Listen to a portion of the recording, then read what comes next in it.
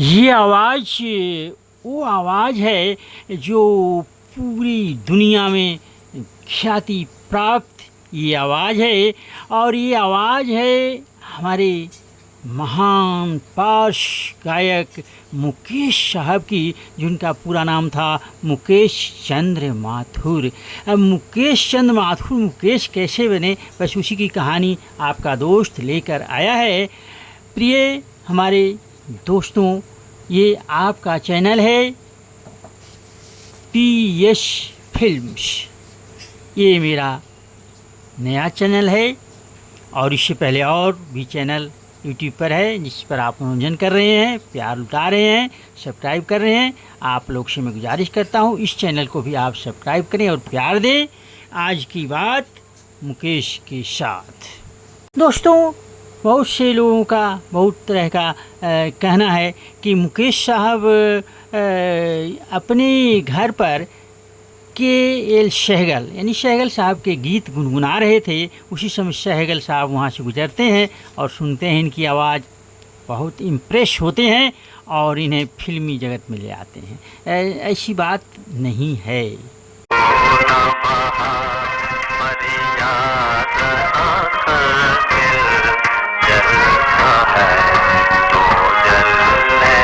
Film पहली नज़र जो 1945 में रिलीज़ की गई थी और इनके गले की आवाज़ से निकलती थी सहगल साहब की आवाज़, लेकिन अपने से खुद कहते हैं कि नहीं, ऐसी बात नहीं है। ये है 1939 की बात है, जब इनकी बहन की शादी हो रही थी। उसमें आए थे एक बड़े ही मशहूर अभिनेता मोतीलाल, और उस यानी कि शादी के अवसर पर मुकेश साहब ने गीत प्रस्तुत किया जो मोतीलाल की पसंद बन गई और उन्होंने ही फिल्म जगत में मुकेश को लाया। सजनी अब क्या सोचे ना बह जाए रोते रोते। ये सॉन्ग बम्बई का बाबू फिल्म में मुकेश साहब ने गाया था। और ये चूँकि अभिनेता बनने के लिए इनके घर पर तार आया था और ये अभिनेता बनने के लिए ही फिल्म में आए थे और कुछ फिल्मों में इन्होंने अभिनय भी किया, बहुत कम लोग जानते होंगे।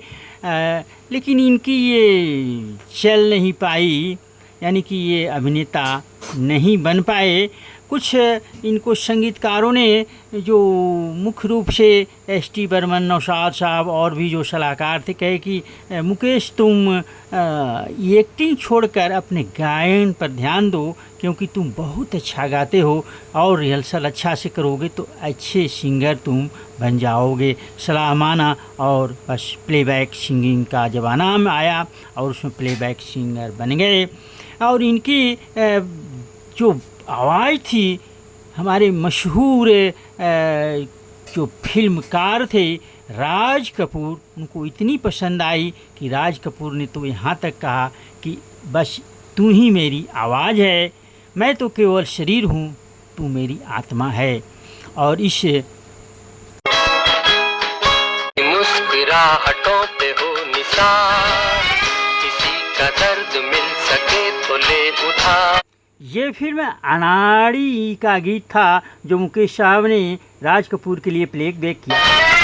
किसी के वास्ते हो तेरे दिल में प्यार, जीना इसी का नाम है। ये फिल्म रिलीज की गई थी 1959 में, 1959 में।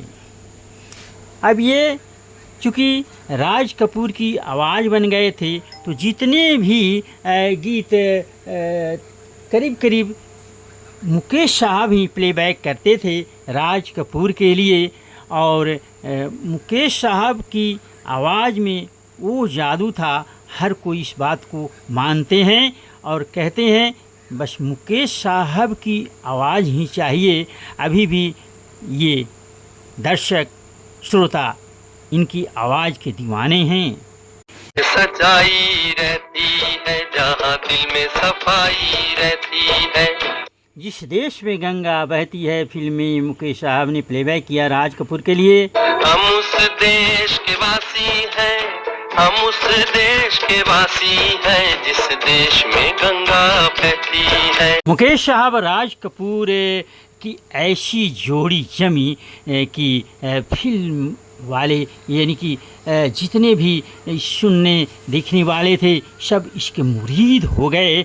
और मुकेश साहब की कल्पना बिना राज कपूर की नहीं हो पाती थी और राज कपूर की भी कल्पना मुकेश के बिना नहीं हो सकती थी। ऐसा कुछ हुआ था और इस रिश्ते को दोनों ने आजीवन निभाया, अंत तक निभाया। बिक जाएगा माटी के मोल, जग में रह जाएंगे प्यारे तेरे बोल। यही गीत मुकेश साहब के लिए भी अंतिम गीत रहा, राज कपूर के लिए, और राज कपूर के लिए भी मुकेश साहब का अंतिम यानी कि उनकी आवाज़ का ये प्लेबैक किया गीत हुआ। एक दिन के होठों को लेकर अपने की कोई निशानी छोड़। फिल्म धर्म करम 1975 की रिलीज फिल्म से गीत है। फिर दुनिया से कौन एक दिन बिक जाएगा माटी के मोल। मुकेश के इस एपिसोड में, इस वीडियो में आपने सुना और देखा, तो बस यहीं पर आप कहें अपने दोस्त को इजाज़त दें। अलविदा।